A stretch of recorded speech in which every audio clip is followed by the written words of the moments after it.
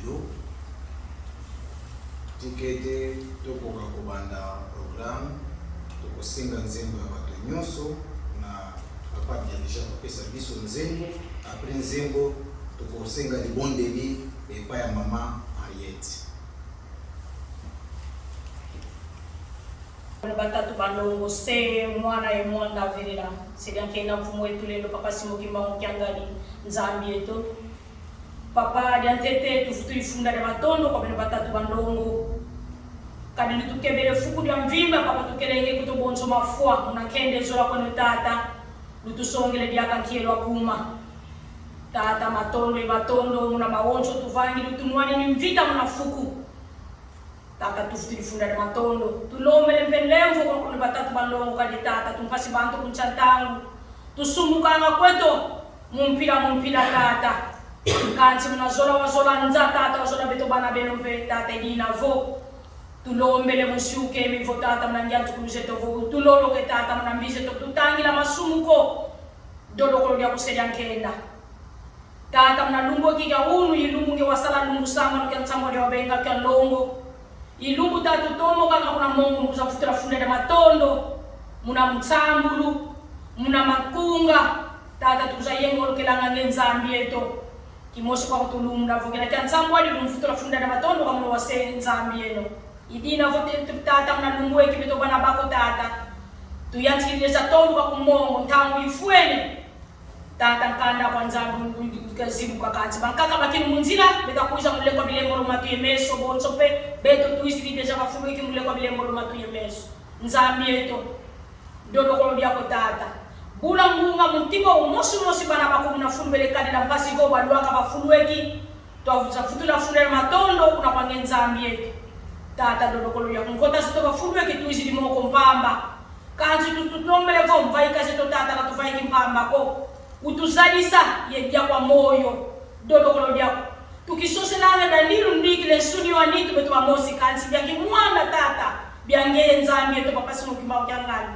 dodo ko dia kuseda nkenda utufuanisa utufurukisa mumangu mo uzolanga nzambi eto makinza maluta kansi mangenza eto malembi luta nga tata dodo ko dia kutuzalisa zalisa beto maseye zingudi yebana beto nkenda za kuzilembo nsuka mfumu tulombe papa Simokimba Mukiangali babingi papa benelu zolo mukuiza bafumu yake mukuza kuyengo kena tata mkunga yemuna bisamu kanzi bankaka tata bakaka mune mumpasi za mpira mbena muna tupitani bankaka muna maboloko bankaka muna zintiza zinzo bankaka muna fulu mzanze makumu muna fulu bya mpira bya mpasi seja kena mfumu weto dodo kolodiako mubeto tata tubeke mafulu ko tutele ko tata beto tunakambote mpasi mbesi tuzadini mubitobya zinitu kanze tata dodo kolodia kudina vo tutombo kale kuna mombo za kiye kola kuna kwa nzambi eto ye mudidi la mbebe na munati mpasi unasinziza zinzo bila muza miboloko kadi muna maboloko tata babingi bakote na mikamba le misaya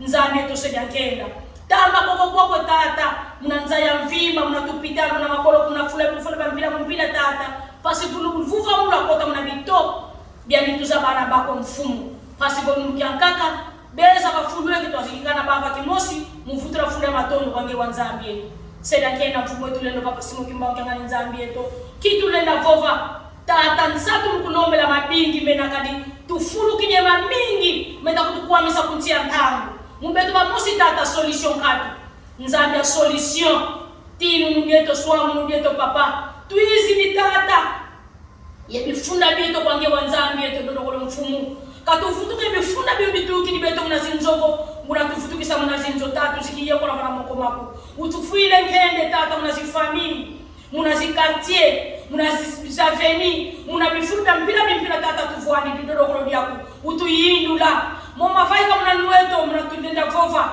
tata ngezemo mena mna zintinya ntima beto menezaya tulembivaika savana ndongo za bantu babantu tata ngeto mene musaya mpe dodo kolo ya kuseda nkenda tukiyeko la mvimba mnanje wanzambi yetu papa Simokimba Mukiangali pasipo ndungu mwetu mnatawa nsuka ya kala ya mbote twapemba ya kukintwali mnajuda kuli ankenda papa Simokimba Mukiangali nzambi yetu dodo kolo yako loko la kifuene papa Mbanza Dallas vo Texas mfumu tangu ifuene tata tombo kele kuna mongo yani papa Diakre Etienne tata sikapota futa wanene unavonkanda kwa moyo sikazibulao papa ikulombelevo bika nge wamfuata bika uzavuva munanuane tata kakala simple instrument beto bana baku mpasi fomo kavaikisa munakanda kwa moyo tata kakilonga twanbeto mpetu wamo twatambula muna mitima meto lunda esabila mpasi munantangwa nsuke tata matuvana luvuvamo sedankenda mfumu wetu lelo papa simu kimbao kyangali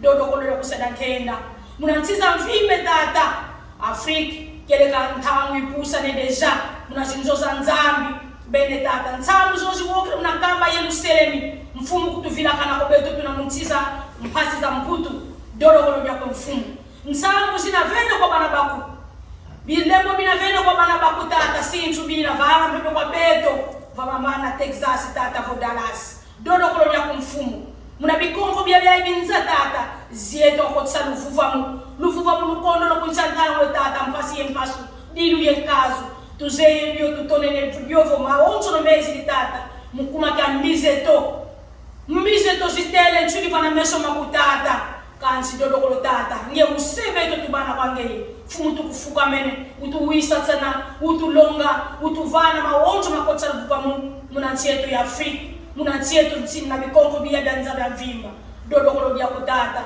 luvuva muno lukala muna Afrika tata na bikongo bya danza bikalo bya lungana nzambi yeto utufuila nkenda zona ya wisa bya kutalomba tata sisi baba mbanza ya Texas tata kile kamfumu fivata vya fioti minguigize na kuna fioti kanse tata ntunta mpasi maonjo mpasi mampesi mubeto zola kutukondolo orke papa mnazitrua komprimeza kuna tuvana votukondolo zola tata dimosi dina kwenda ntwala nkatu nzambi yeto bika wakota mutima bebeto bana bakutata wiza watu yadi la pachiko totunga zola kadi zola kuna kuvana navo force bana bavuende bana babantu muna familia bantu dodo kolo ya kupapasimo kimbao kyangai vuata umosi tata ukotanga bafulueki uwanga longi yaku sadi la dio mozo ngenzambe yetu na ulombe la ngadio kanti ka muna luzola beto kimosiko muna luzola beto kimosi tata tutubisadi langa muna luzola beto mosi tata katone solution ko ili na vonzambe yetu papasimo kimbao kyangai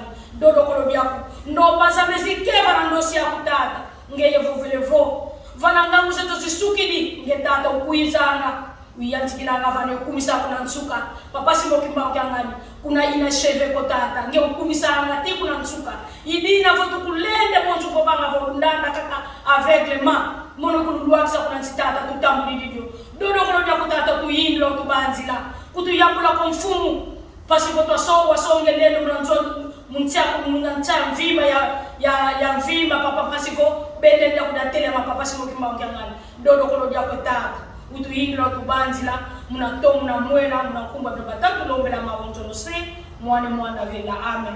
Amen. Psaume 101 1 à 4.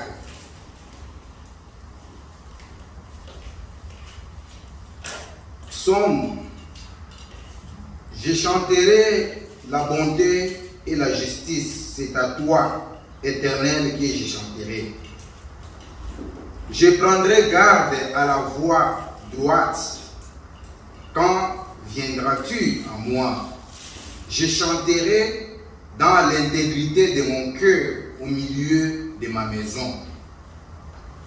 Je ne mettrai rien de mauvais devant mes yeux. J'ai haï la conduite des pécheurs et ne s'attachera point à moi. Le cœur pervers s'éloignera de moi. Je ne veux pas connaître le méchant.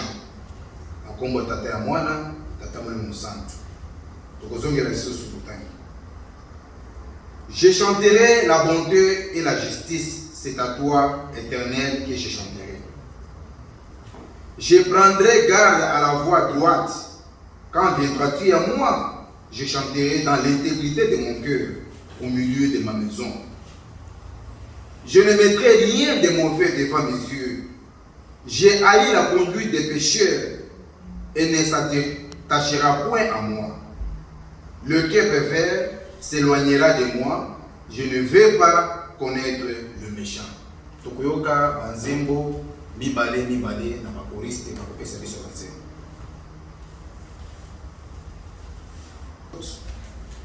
tokende kotanga mokanda ya Exode 20 tokobandela du premier verset mpe tokosukisa na 17e verset so tozwi tikete tokotanga kombo mosaka bule okombo ya tata ya mwana mpe tata mokosa. Alors Dieu prononça toutes ces paroles en disant: Je suis l'Éternel ton Dieu qui t'ai fait sortir du pays d'Égypte, de la maison de servitude. Tu n'auras pas d'autre Dieu devant ma face. Tu ne te feras point d'image taillée, ni de représentation quelconque des choses qui sont en haut dans les cieux, qui sont en bas sur la terre et qui sont dans les eaux plus bas que la terre. Tu ne te prosterneras point devant elles et tu ne les serviras point, car moi, l'Éternel ton Dieu, je suis un Dieu jaloux, qui punit l'iniquité des pères sur les enfants jusqu'à la 3e et à la 4e génération de ceux qui me haïssent, et qui fait miséricorde jusqu'à 1000e génération à ceux qui m'aiment et qui gardent mes commandements. Tu ne prendras point le nom de l'Éternel ton Dieu en vain, car l'Éternel ne laissera point impuni celui qui prendra son nom en vain. Souviens-toi du jour du repos pour le sanctifier. Tu travailleras 6 jours et tu feras tout ton ouvrage. Mais le 7e jour est le jour du repos de l'Éternel ton Dieu. Tu ne feras aucun ouvrage, ni toi, ni ton fils, ni ta fille, ni ton serviteur, ni ta servante, ni ton bétail, ni l'étranger qui est dans tes portes. Car en 6 jours, l'Éternel a fait les cieux, la terre, la mer et tout ce qui est contenu, et il s'est reposé le 7e jour. C'est pourquoi l'Éternel a donné le jour du repos et l'a sanctifié. Honore ton père et ta mère, afin que tes jours se prolongent dans le pays que l'Éternel ton Dieu te donne. Tu ne tueras point, tu ne commettras point d'adultère, tu ne déroberas point, tu ne porteras point de faux témoignages contre ton prochain, tu ne convoiteras point la maison de ton prochain, tu ne convoiteras point la femme de ton prochain, ni son serviteur, ni sa servante, ni son bœuf, ni son âne, ni aucune chose qui appartienne à ton prochain. Tokoleka lisusu na deuxième tour tokoyoka banzembo mibale.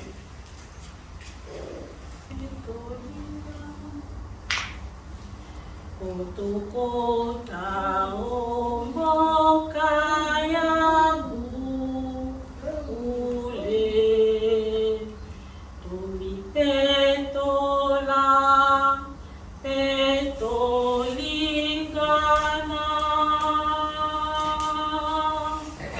mayemaso bazali koteya biso salela potolonga mayemaso bazali koteya biso tosimba tosalela potolonga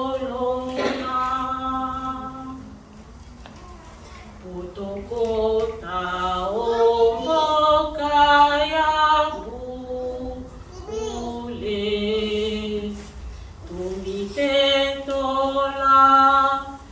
petolingana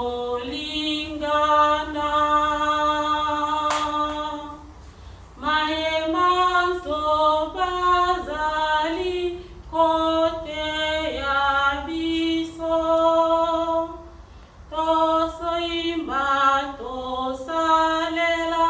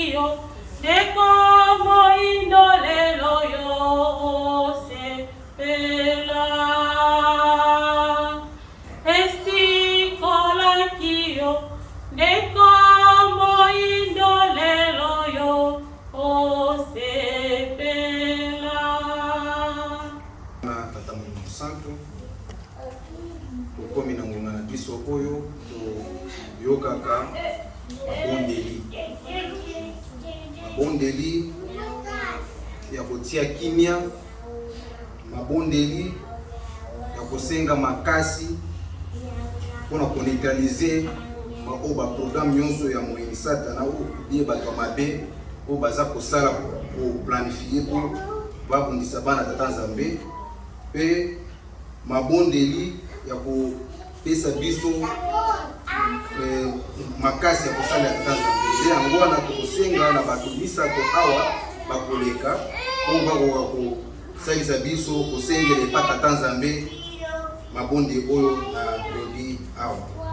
Tokosenga na mama Noela akoleka mpona mabondeli, tokosenga na mama Lumière akoleka mpona mabondeli, pe tokosenga na papa Reswa akosilisa mabondeli ya bato misato.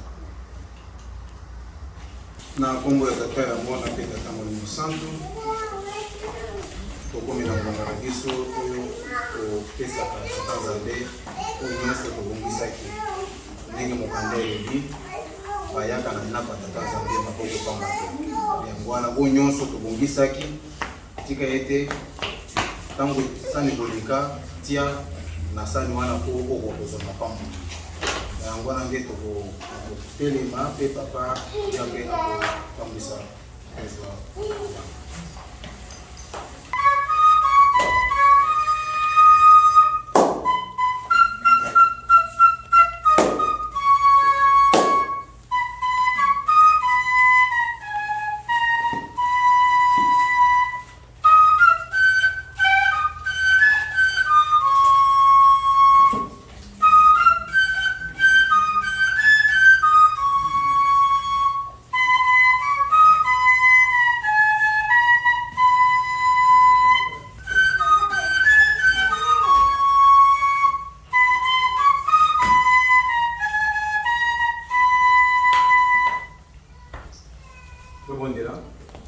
kwa jina Mungu Baba, Mungu Mwana, Mungu Roho Mtakatifu, watatu kule juu, watatu hapa chini jua, Mungu kisolokele lokele Charles Daniel, Mungu dianungana kiangani Paul Salomon, Mungu diangenda kuntimu Joseph, Baba yetu Roho Mtakatifu, wewe Baba Simoni Kimbao kiangani. Tunapika asante kwa ngizi sanduku yako ilizunguka mwa watoto wako ili wote unatayarishia Baba yetu na Bwana wetu tokea simeni nzima wanatia katika sanduku yako takatifu. Tunakuomba Baba, bariki mfuko ilipotosha, na wale walikosea kutia mahali hapa Baba upate kuwabariki nao pia, kwani wiki itakuja nao pia kitoa itakuwa kitu kama lazima. Acha upate kutubariki sisi wote, na sisi tulitoa nao nyao kutoa, sisi wote tunikabidhi mikononi yako, na sadaka hii acha ipate kufanya kazi, uipokee kama gisi uliendelea kupokea sadaka ya kaka yetu Abeli. Ibarikiwe kwa uwezo wa Mungu Baba, Mungu Mwana, pia Mungu Roho Mtakatifu. Amen.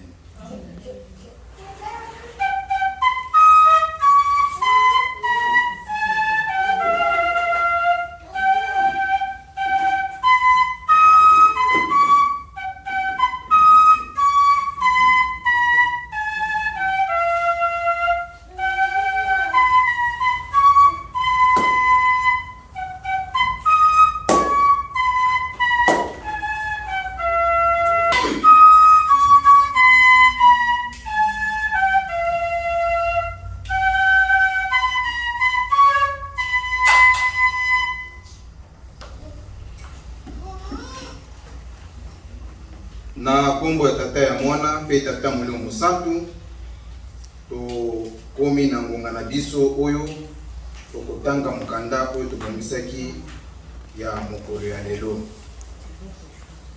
oyo to diko ba verset du jour to kende kotanga na mukanda na biso ya Ephésiens ou bien Efeso 5 to bandela première pe to kosukisa na 9e verset.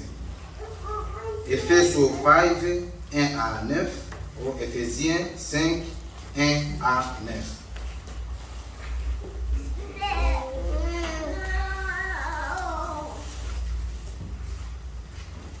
Soki tozwi tokoki kotanga okombo misato mbule, okombo ya tata ya mwana pe tata molimo musantu. Devenez donc des imitateurs de Dieu comme des enfants bien-aimés et marchez dans l'amour à l'exemple de Christ qui nous a aimés et qui s'est livré lui-même à Dieu pour nous comme une offrande et un sacrifice de bonne odeur. Que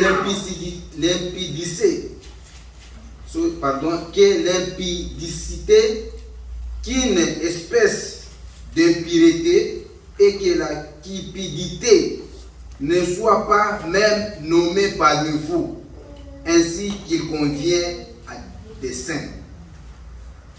Qu'on n'entende ni paroles déshonnêtes, ni propos insensés, ni plaisanteries, choses qui sont contraires à la bienséance, qu'on n'entend plus, plutôt des actions de grâce.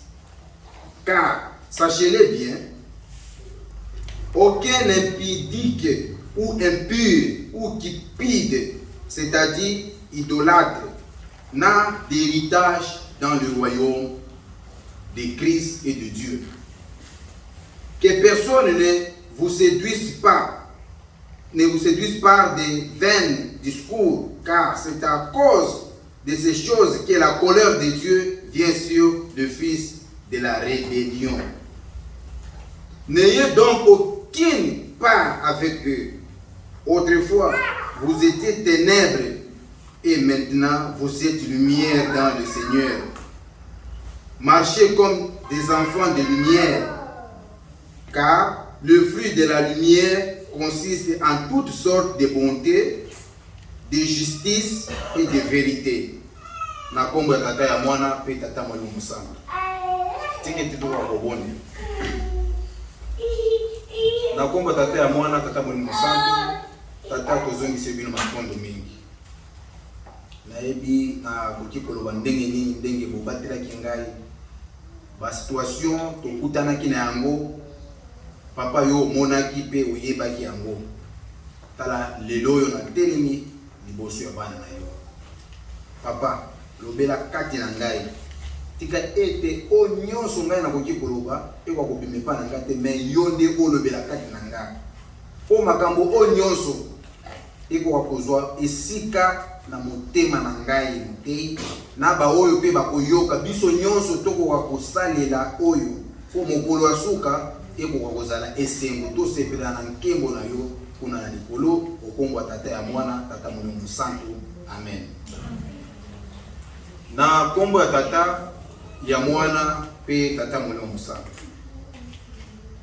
Na ba oyo bayaki sima totangaki na mukanda ya Psaume 101 tobandaki na premier verset pe tosukaki na au 4e verset.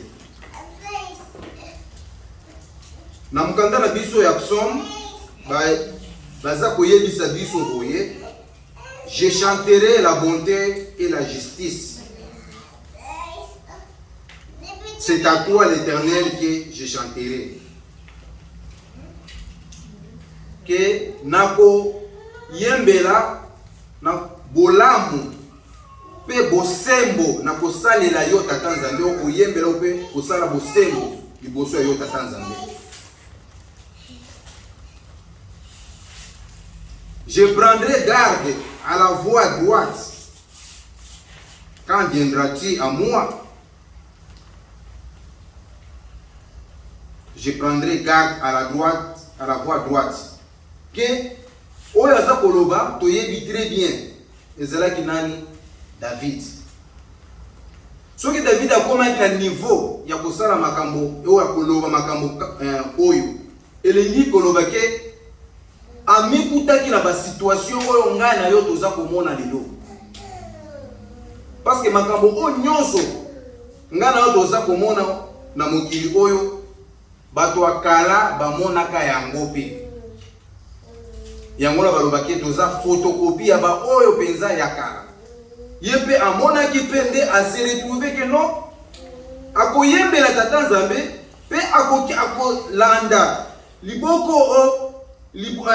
liboko nzela oyo ya mobali ya tata Nzambe po akoka kosala nini ni makambo masanzoli nyonso zongela nani tata Nzambe motema na ye nyonso akotika yango na ndako na ye nyonso na ye David na ndako na ye bango nyonso bakotambola lolenge ya kosalela nani tata Nzambe.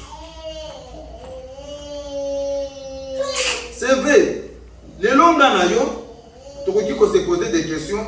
Bato ya kala ndenge babande koyembela tata Nzambe ou bien David. So total histoire de David c'est azaki moto mabe ezaki bona boyo. Azaki moto mabe, je peux dire oui ou non, mais na ndenge simbaki amonaki o makambo lo yembo abandi koyembela tata Nzambe asile trouvé que non amizongisaki liboso tata Nzambe. Atalaki mabe na ye nyonso ya salaki pe abiki tata Nzambe limbisa ngai. Tika ete nako kwa koyembela yo. Tika ete ngai na ndako na ngai. Tika ete nako kwa kosalela yo malamu osembo nyonso. Ezongela kaka yo tata Nzambe. A continuer à dire sur les sous, je ne mettrai rien de mauvais devant mes yeux. A koki kotia makambo mabe te liboso ya ye na miso na ye. O makambo nyonso mabe abande kosala. O makambo nyonso peza abande komona eza kokomela ye boye. Abiki akotia yango te. J'ai haï la conduite des pécheurs.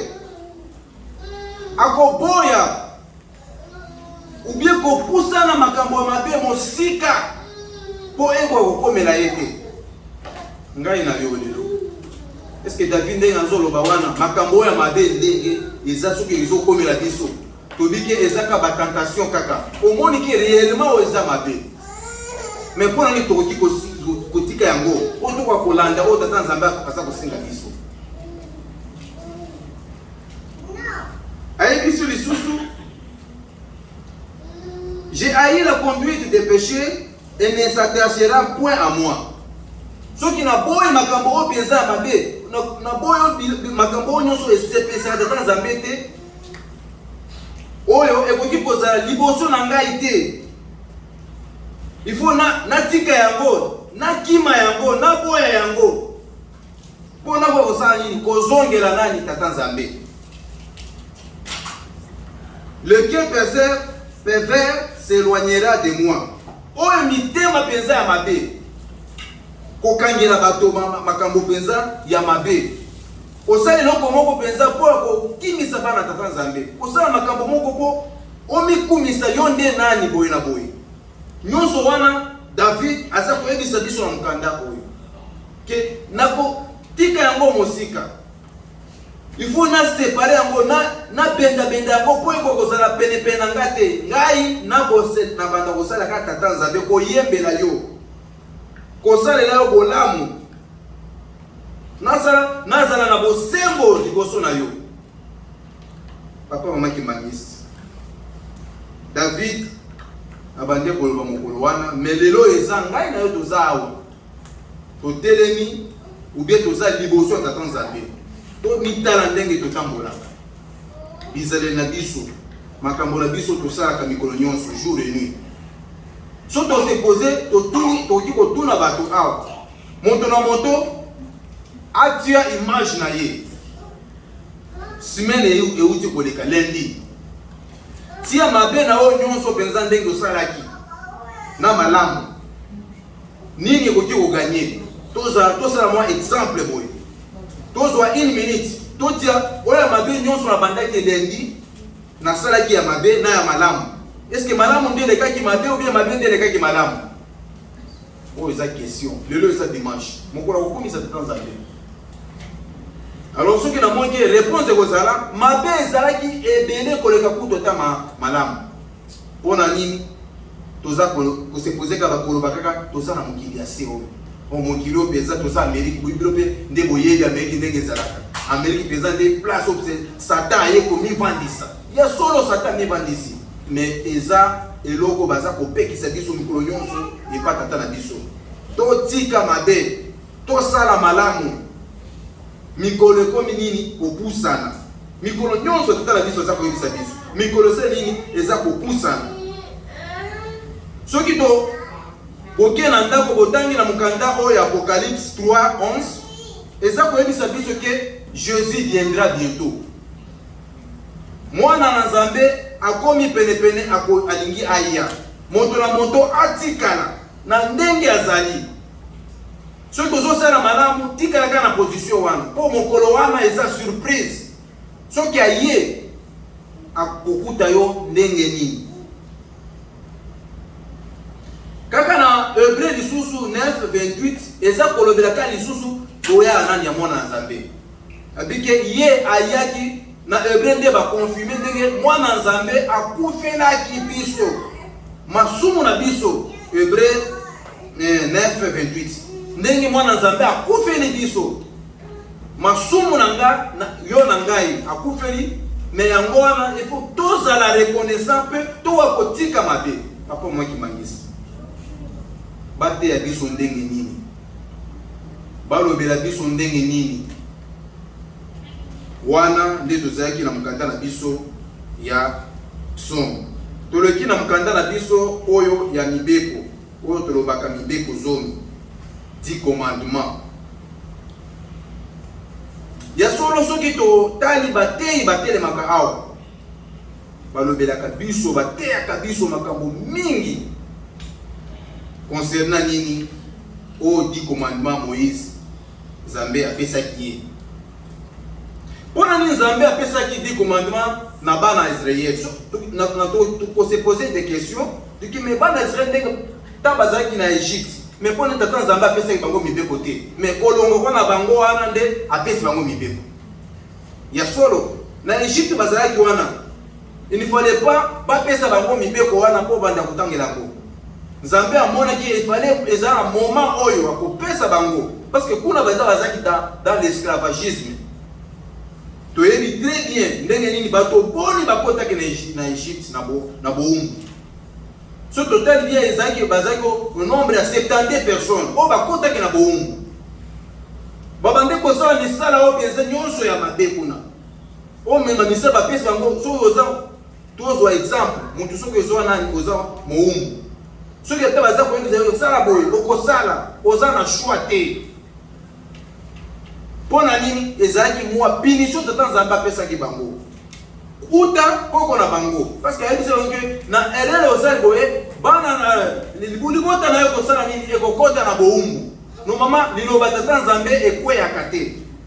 Il faut esalema. Nde angwana a partir ya promesse. O tata Nzambe asala kana koko na bango. Ya bana Israël nde angwana bakota ki na boumbu. Ngana yo tokoki kokota tokoti na boumbu so tokoki kokota na boumbu wana bango bakota ke na boumbu wana biso pe toza parmi bana wana ya bana Israël yango nde bakota na boumbu wana basalima tango penza tata Nzambe apesa ki bango kuna surtout te penza na boumbu wana basalaki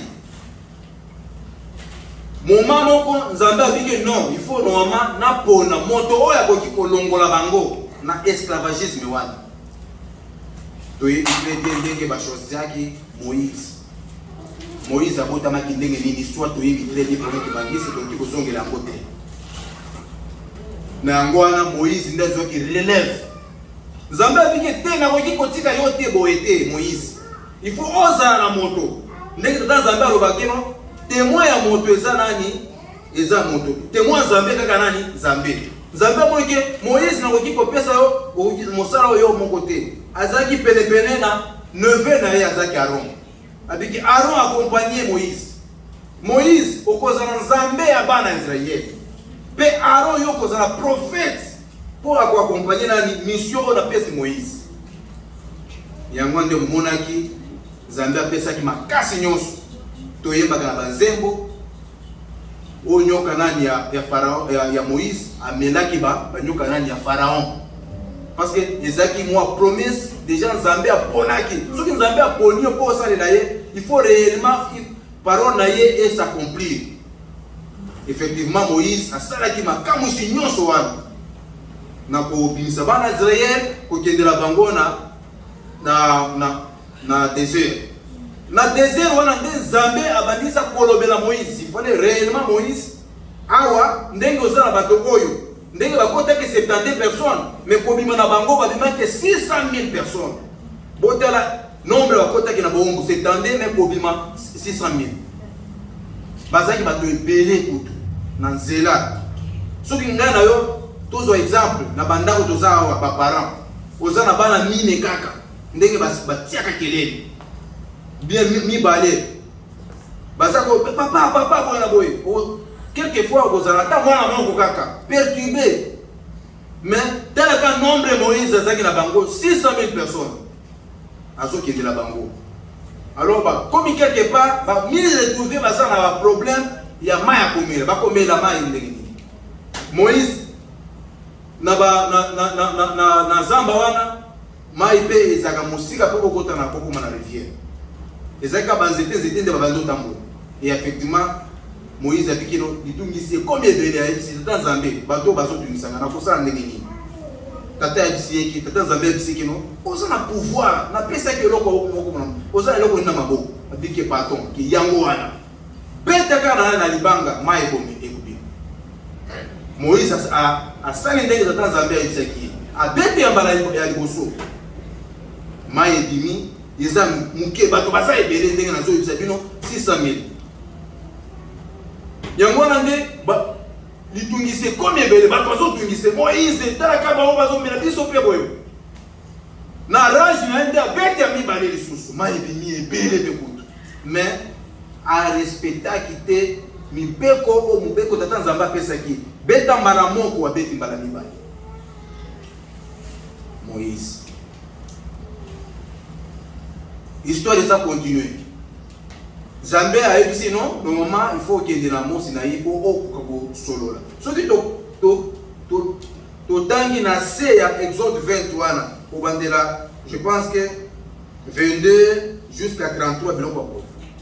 Okoki ko mona ki non bana Israël baza ko bisa Moïse. Moïse biso tokokani te kotelema liboso tata Nzambe.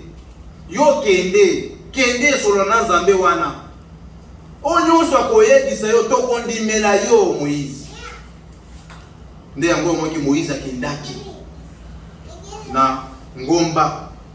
Akendaki ye moko te. Il fallait azala na témoin na ye. Témoin azaki pene Moïse azaki na Josué. Parce que Josué c'est toute l'histoire abotamaki na esclavagisme. Après wana ko longo na Égypte wana azaki na Moïse, azaki na groupe bato wana. Alors Nzambe aponaki pe akino faut que ne kuna oza na moto moko penza ko za témoin na makambo onyonse ko sale mako ako confirmer makambo wana. Moïse akindaki na ngomba kuna et puis ye atikalaki azaki mosika Josué. Makambo nyonso bande osala makuna ye azaka komona pete moso ozaka komona ba événement mais abate ko yoka te onyonso bande osala mwana. Moïse a soyé dans Nzambe. Après Nzambe a pesé oyo 10 commandements. Totangaki de longa na yo. Toyoka ki très bien ndenge mibeko oyo to ebisaki biso. Pe to kozongela so kotanga yango. Azui mibeko wana aye na yango avant abima kuna Nzambe ayebisi lisusu. Moïse naza kokebisa pe yo oyo ba makambo oyo kozosala makuna. Tango tozosola na yo awa, talaka bato na yo wana ozaki na bango obimisaki bango bazongeli mabibike ko na bango. Effectivement ndenge batekaki na Aaron kuna bato wana nombre ya bato wana babiki Aaron. Nzambe ya Moïse aumeli. Tokolobela lelo pona nini toza na patience te. Parce que bana Israël ndenge ba patience ba ezanga ki bango ba ebisi Aaron Nzambe ya Moïse aumeli.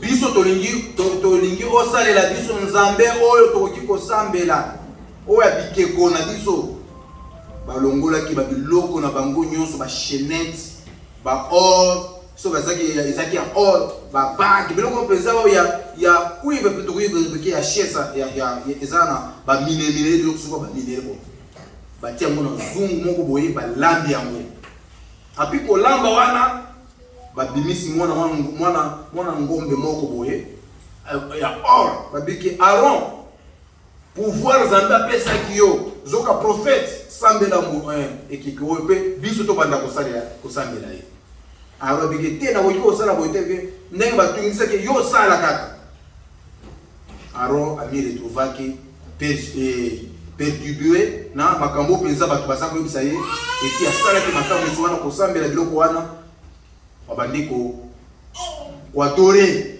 oyo Nzambe na bango nyonso wana Nzambe déjà a révélé déjà Moïse kozonga Moïse amoni penza ndenge penza makambo nyonso Nzambe asala ki bana Israël Moïse pe akutana ki pena eloko moko touché ye eza eloko moko penza to juro ba penza ya solo papa maki mangisi na bonzoto oyo osali otali makamu isi Nzambe asala yo et après moi que mon mosusu ye penza a séparer bien a bebisi makambo wana et ça la passe. Tout le monde a gagné ngomba. Au moins que tu as ce projet, on peut penser à le projet va planifier en go. Mais mon mosusu soya persiquer programme. bato mosupe balinga bakoki kolinga te bakoki kosilika pe talaka moto oyo mpona nini ya petile programme mpenza biso tobandi omonaki eza programme ya motuya ye abakle yango pike te totika yango nde yango wana ekutanaki Moïse atalaki bolamu Nzambe asalelaki bana Israele kande ezwaki ye abwaki oyo ti commandement azalaki nango na maboko parce que ekomamaki na libanga kobwaka yango na se boye se retrouver déjà ekatanaki na bamorceau déjà effectivement Nzambe ayebisaki Moïse makambo oyo osali mboka yango wana ekokota te parce que premièrement faute ya liboso nayebisaki beta mbala moko na libanga obeti mbala mibale faute ya mibale oyo nayebisi yo ke di commandement oye obwaki yango pe napesaki yo mpo otangela bango yo obwaki yango boye yango wana pe mboka yango wana me okokota te okokaka solo kaka ya mboka wana papa makimangise tokotanga na mokanda poto kokako limbola mwa parti moko boye na mibeko ya tata Nzambe.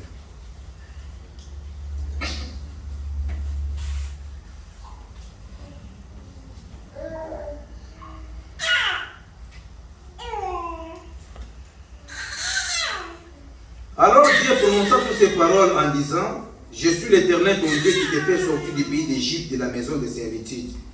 Tu n'auras pas d'autre Dieu devant ma face. Onde Nzambe aza koloba. Aza koyebisa bana Israel ndenge abimisaki bango. Ndenge bazaki na boumbu na Égypte. Bokoki kozala banzambe mosusu te bikoko te bikeko. Sorry pardon bikeko. Bokoki kozala banzambe wana penza ba statuette wana. Pona nini? Kozala banzambe te ezokoza ke kaka ba statuette wana ubie bikeko te. Ata makambo penza mabe lukuta ezaka banzambe wana tozoka baza ko généraliser yango. Songi komi kumisaka ezaka ka banzambe wana. Parce que moto amikumisaka amimona ka yenda zalaka otop ba onyoso bazaka bato ya sekaka ba invorien ba vorien bango wana ngande naza wana ngande nazako sala po ngasa ndenge ba kino balobaka moto asa Nzambe asala po biso to vivre so talaka makambo boye omike moto wana komi kumisa ndenge wana lingi obakeno réellement ezani banzambe misusu toza kosale koboma nyonso ezaka banzambe wana nde yango na tata Nzambe aza koyebisa biso na mokanda oyo kozala banzambe wana te to twika makambo wana nyonso wana. Tu ne te feras point d'image taillée ni de représentation quelconque des choses qui sont en haut dans les cieux, qui sont en bas sur la terre et qui sont dans les eaux plus bas que la terre. Okoki kozala banzambe wana ezala na likolo na se ya mai tik okoki kozala banzambe wana te kozala bato mosusu bazalaka penza bazala basi na bango eza basirene sirene anavandaka na mai quelquefois ayaka na ndako oyo asopela ye mbongo nyonso wana eza banzambe wana bato penza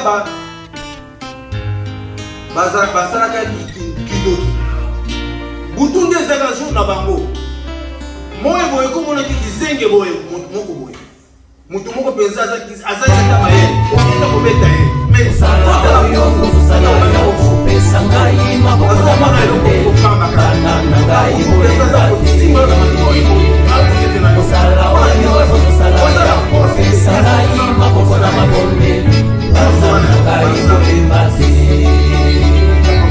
Sala oyo na kopesa kipino na lutembele bokobisana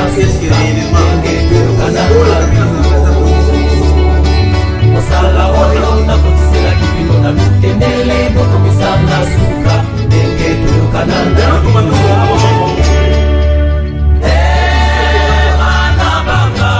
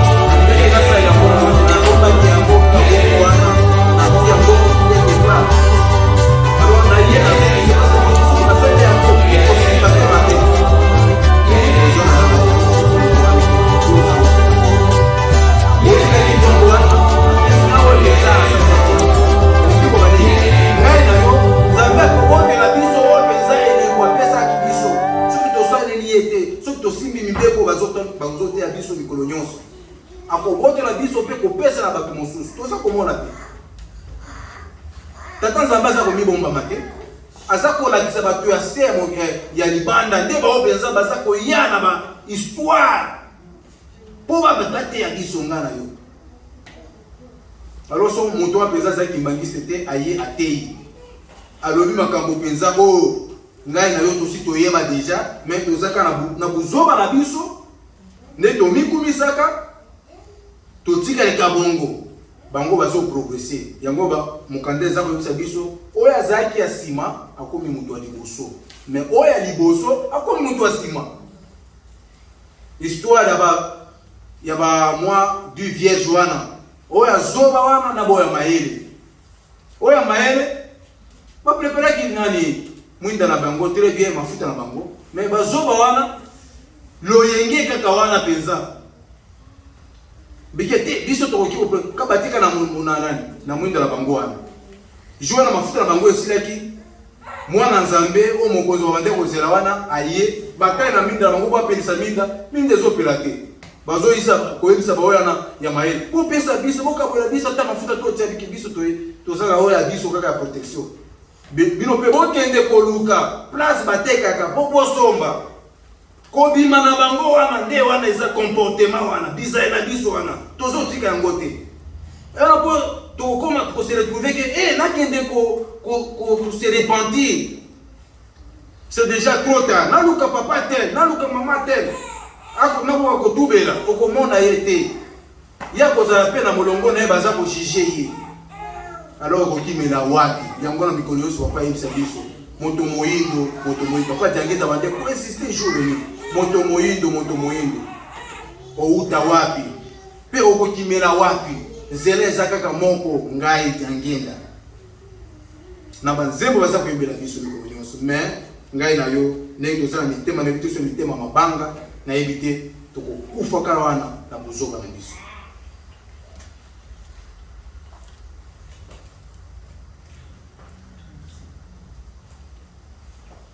Na mukanda na biso ya Luc 11 eza koyebisa biso nini soki mwana sengi lipa est-ce que tata kopesa ye libanga ou bien soki mwana asengi mbisi epa tata na ye tata na ye est-ce akoki kopesa ye nyoka ou bien soki asengi epa tata na ye l'œuf est-ce akoki kopesa escargot tata pesaka na oyo osengaka nde bapesaka yo soki kosenga na ngai eza ya mabe nzambe akopesa nga kaka oyo nazosenga soki nazosenga na ndenge ya bien nzambe akopesa pe oyo na ndenge naza kosengela toconclure mokanda na biso oyo ya mibeko o 10 commandement bapesaki mpona bana Israeli. Tokomi na mokanda na biso ya mokolo ya lelo mokanda na biso ya lelo eza ndenge totangaki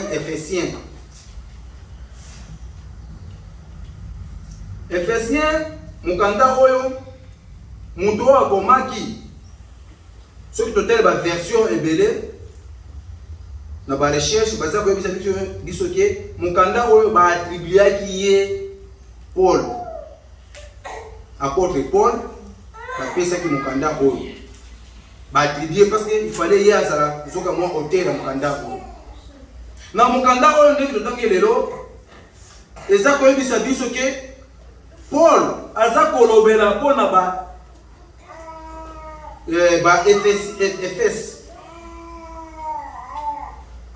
Efese ezalaki nini Paul s'adressait na Efese à l'église ya Efese.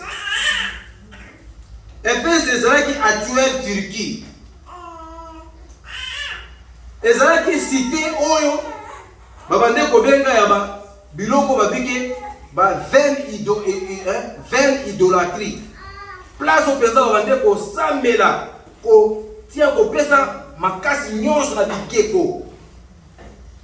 Alors Paul ndenge azwaki nzela après ça kotambola bipai na bipai il fallait réellement akota na Efes kuna akoka ko tala réellement soki akoki ko prêcher bato wana soki akoki ko sala mosala tata Nzambe na kokoma na Efes. Paul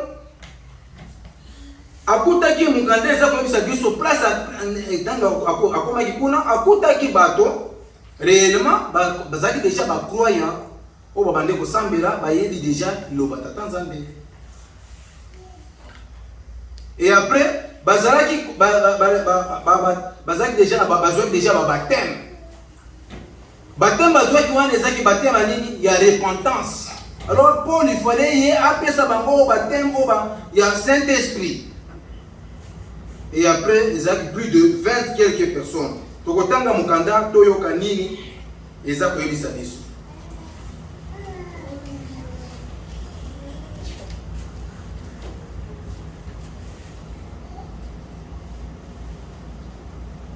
Lokola bozali bana oyo Nzambe alingaka mingi esengeli pe bolanda ndakisa na ye mukanda eza koyebisa biso.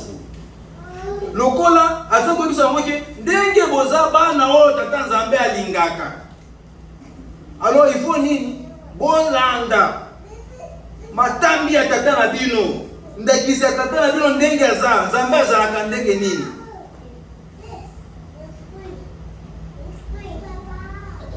Ngai na yo tobenga milelo bakimangisi, il faut pe tolanda ndakisa ya tata na biso. Papa Simon Kimbangu bakangaki ye eloko ya mabe asalaki te, azwaki mwasi ya bato te, afingaki moto te, mais bakangi ye kaka abiki no na ye kolibere moto moyindo abiki pate o mpate o berger azalaki na bato na bampate moko oyo abunga il faut nareki nazongisa ye ezaki ya ngai na yo moto moyindo. Tata Simon Kimbangu ya ngai aza korepete jour et nuit ye wana kaka papa Jangenda ye wana kaka papa Simon Kimbangu oyo aliputa. Alors lelo yo mukanda oyo eza Paul aza kolobela na ba Efesien kuna tika ete bolingo emonana na bomoi na bino ndenge pe Kristo alingaki kibino pe ami kabaki ye moko po na biso. Abike tika ete bolingo oyo emonana na bomoi na bino aza koyebisa ba Efesien wana Paul ndenge nkolo Yesu amikabwaki nkolo Yesu amitikaki batekaki ye amitikaki po bateka ye po ye akoka kolibere bato wana na basouffrance na masumu.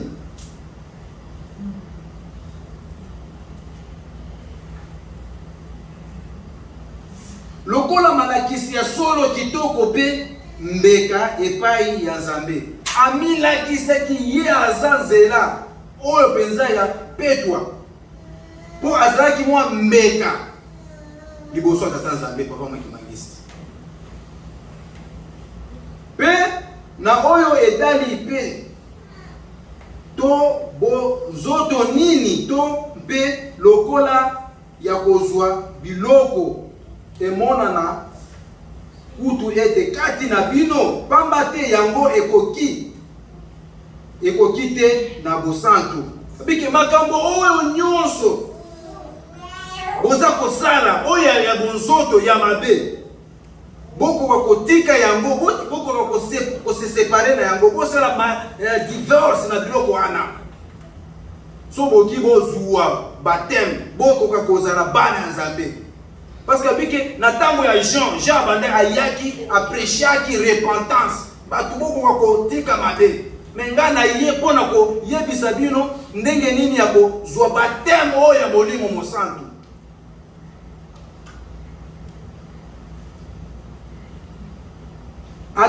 Ata pe makambo ya soni to maloba ya bozoba to pe masenki pe te yango ezali malamu te po na bino kasi malamu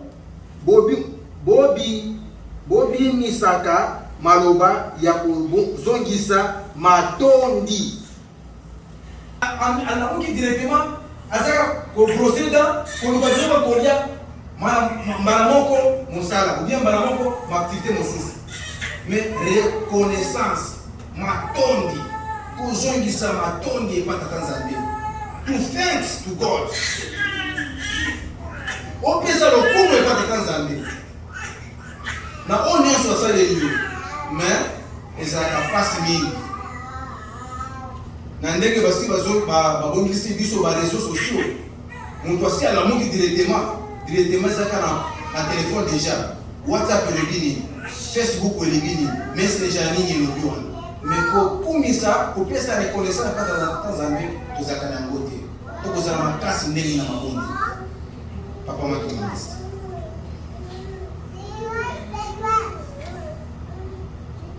Pamba te boyebi yango malamu ete ata moto moko te oyo asalaka pe makambo ya bozoto atonda na lokoso ya kozwa biloko. Makambo ndenge openza okosela bato mabe o omimona ke yo penza ozala au top. Oza kosala na miso ya bato. Mais liboso ya Tanzania aza komona yo soba. Papa Makimanisi. Ayi biso na mukandeke tokokota na bokonzi wana ya Kristo te bia ta Tanzania. Moto moko te akosa bino na maloba oyo ezangi tina. Pamba te ezali po na makambo wana nde kanda ya Nzambe eyaka likolo ya bato oyo bazangi botosi. Makambo ya mabe openza olingi okabwa bana tata Nzambe, olingi osepare o tata Nzambe atie na kati ya bato wana.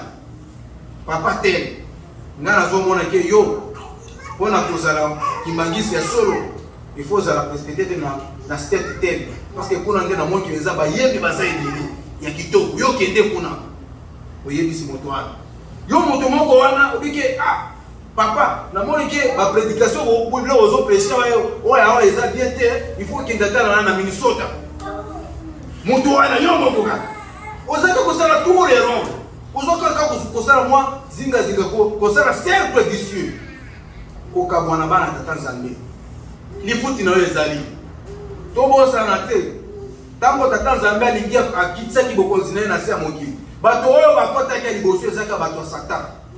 Ba ange ya Satan nde bazalaki bakotaki bazalaki deja babandaki deja koyemba bakomaki bakonzi. Alors mwana tata Nzambe sosola liloba, mwana tata Nzambe sosola makambo nyonso penza okomona yango parce que eloko nyonso vi na yo nyonso eza na maboko na yo. Tokozo exemple ezoko ya nani ya Lupa na F ezalaka soki osimbi yango boye na légèreté soki ekweyi na se epanzani okoki koretrouve yango te korécupere yango te. Ezalaka eloko moko mpenza bazwaka yango na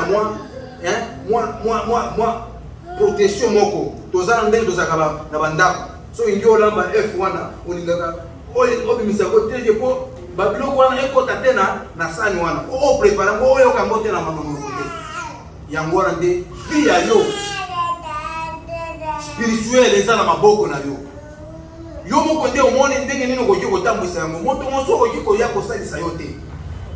Bateyi bakoki koteya bateyi na bango bakokende. Mais yo moko temple na yo eza motema na yo. Papa Makimanisi awa toza koya komisalisa kaka. Mais yo moko nde jour ya suka Nzambe akotala église te, akotala motema na yo, akotala bizaleli na yo, etamboli na yo. Histoire nini otikaki na se ya mokili. Soki lelo oyo toza kotanga papa David, soki lelo oyo toza kotanga apôtre Paul, parce que basalaki makambo mpenza oyo ya kokumisa ta Nzambe. Ngai na yo bakotangela biso wapi? Na kimoyibi, na kosala ekobo, na kotia mwa songi epa bato ya kofinga bato, kozanga korespecte bakonzi. ya Lingomba papa Makimangisi eza pasi mingi parce que balobaka mukande eza koyosa biso que toute autorité vient de Dieu. Oyo nyonso penza batelemisi ako akokamba biso topesa ya respect, topesa ye oyo Nzambe parce que aza ko représenter tata Nzambe. Tosala comparaison na yete. Totala ke ye il faut ngana yebisa ye boy. Okoki kosalisa ye na ba idée. Mais komi kumisa te ke ngande na ye na ngande na sala po église etambola. Wana ezalaka pasi papa Makimangisi. So toza bizelo to tika ngai na yo.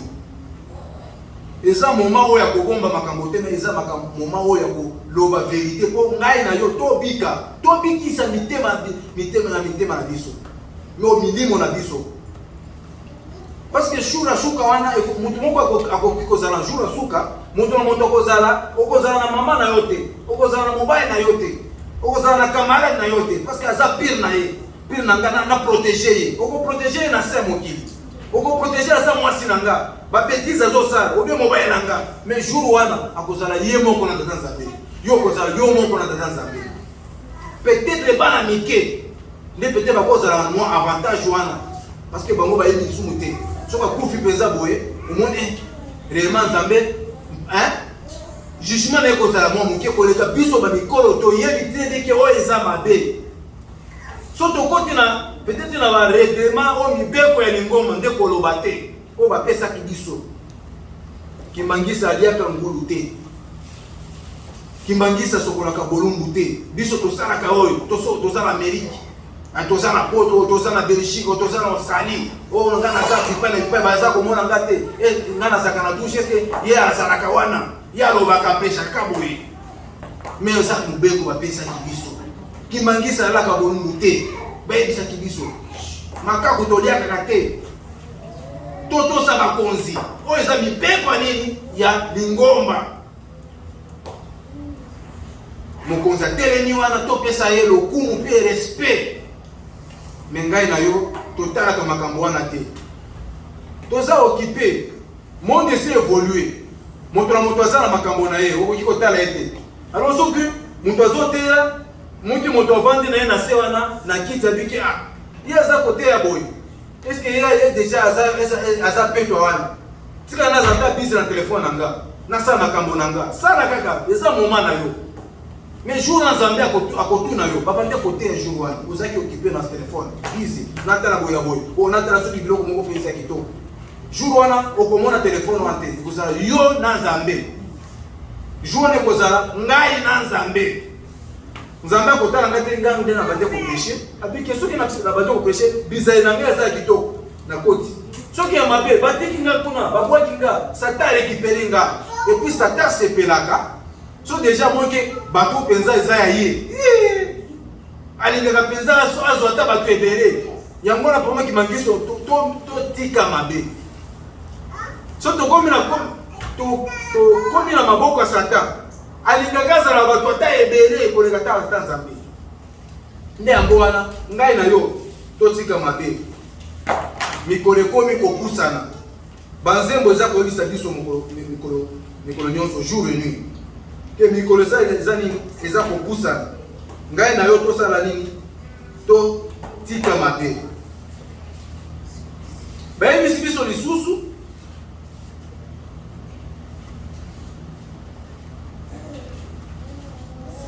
bosangana na bato wana te. Oyo eza apôtre Paul aza koloba na ba Efesi. Abike soki mwanke moto oyo penza azosala mabe.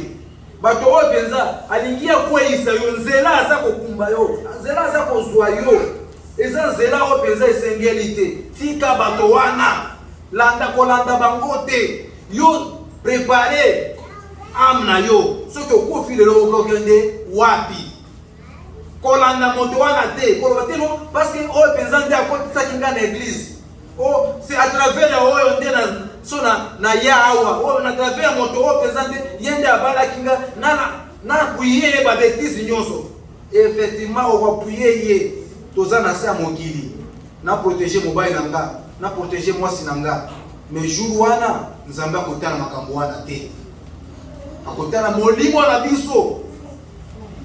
bizale na biso nde nzambe akotala babike bato wana penza soki moto penza yango na mokandeza koyebisa biso soki omoni liboko oyo elingi ezangisa yo na bokonzi kata yango okota na bokonzi ya lola na liboko moko bien na ata na liso moko elingi koba nini soki omoni moto oyo aza na bizaleli ya mabe tika ye lobela ye polele akoki koboma yo te oza free tata mama makambo penza nzelo ozokotsanga ezaka boye te ndenge nga natangela ndenge nayeba eglise oyo te yo tikala makambo na yo wana parce que naza koprotege ame na nga po jour wana nga nde nakozala na liboso na tata nzambe yo kozala te yo mpe bakojuge na ndenge na yo lolenge ya yo me ya ngai te tika moto wana kata yango baloba na proverbe wana kata liboko wana kota ta litoi moko bie liso moko to tika ki fanatisme pour ki ngangisa et pour ça qui s'affiche na bokonzi ya lola pamba te liboso bozalaki molili kasi sikoyo bozali bolele kati na nkolo molili bazaki beke liboso bozalaki molili mais sikoyo bozali lipolele toza liboso ya tata nzambe makambo bizali na biso oyo mabe tobande kosala wana ya kobombama ntango nazaki mangisi te na bande kosala makambo mosusu nga na kosekisa bino mwa moke ene avana koma kimangisi na bande kopeta nyama ya ngulu mais ena komi kimangisi obiki ngulu bayaka te nalelaki trop parce que ezaki mwa eloko na bona ye na lingaka trop surtout bapeza ezaka so mafuta wana ya ngulu wana mais obiki te soki olie peza eza lisumu natalaka yango mosika boye natala yango tala kaka bazopekisa eloko moko mpenza oyo olingaka yango me babiki tika yango papa makimangisi wana eza eloko moko mpenza baza kosenga biso ngai na yo ntango tozalaki na mokili tobande kosala makambo mpenza oyo esengeli te me lelo toza polele bayebi biso lelo tobengami bakimangisi te bizali na biso etamboli na biso ezala ya kitoko po jour wana nzambe asepela po ngai na yo makombo na biso ekomama na buku ke à l'époque en tel bato tel bazaki na paroisse ya Texas papa tel mama tel bango wana makombo na bango oyo bango pe batambolaki na nzela tata nzambe na bobangi tolandama nini matambi ya nani ya tata na biso oyo nde basa kosenga biso likolo nyonso mpona kosilisa bayesi biso lisusu yango wana bozali na bizaleli ya bana ya polele alors so boza deja wana penza na makambo wana penza ya polele bokozala na bizaleli ya bana kaka ya polele soki ya molili ekozala kaka ya molili pamba te mpona kosukisa mbuma ya polele emonanaka kati na nyonso oyo ezali bolamu bosembo pe bosolo makambo misato mbuma oyo nini ya polele emonaka epa moto eza nini bolamu moto asalaka bolamu bamonaka ye oyo vantar mpe bamonaka ye te oyo aza vantar ata moto ayebi ye te ke oyo amikunisaka alingaka mpenza ye azala kaka ye nde me moto asalaka bolamu amimonisaka te amibombaka moke moto amibombi bato nde baza kodécouvrir omi azalaka kimbangisi non mais effectivement bitambo bizali na ye mpenza ndenge atambolaka réellement aza kimbangisi ya solo me bao mosusu ndenge bazalaka mpenza so balobi ke non boye na boye batalaki na bango ke non eza boye te kapoma kimangisi yango wana toza kolobelaki mpona kosukisa ndenge nayebisaki bino deja tokomi deja na suka nde makambo wana mpenza babiki makambo wana ombuma wana ya polele eza misato kaka bolamu moto wa bosembo Mutu oyo aza na bwanya, mutu oyo penza aza na comportement penza ya kitoko oyo alobaka kaka bosolo, makambo penza ya kosepelisa bato pe ya tata Nzambe. Papa Maki Magise. Lelo oyo eza mateya oyo bayebisi biso mpona mokolo ya lelo. Tika ete tokoka kosimba oyo makambo misato apesi biso bolamu, bosembo pe bosolo, okombo misato abule, okombo tata ya mwana pe tata Molimo Santo. Amen. Notre Dieu qui est aussi, que ton nom soit sanctifié, que ton règne vienne, que ta volonté soit faite sur la terre comme au ciel. Donnez-nous aujourd'hui notre pain de ce jour. Pardonnez nos offenses, comme nous pardonnons à ceux qui sont offensés. Et ne nous soumets pas à la tentation. Délivre-nous du mal, car c'est à toi qu'appartient dans tout le ciel, la règne, la puissance et la gloire. Amen.